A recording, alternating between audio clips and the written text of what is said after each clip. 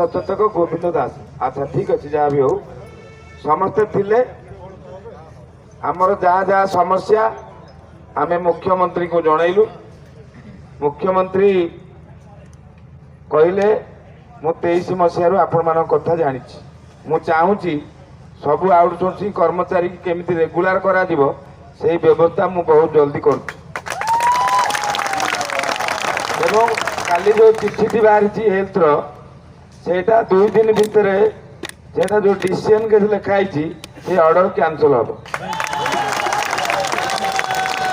एवं daily wages outsourcing यही जो 2टी व्यवस्था पूरा ताको गोटे व्यवस्था करिकरी केमिति सबु पिला जो पिला डिसीजन के देइचंती सेमानक भी केमिति अणा जिबा पई व्यवस्था मुख्यमंत्री कहले मु निजे करी।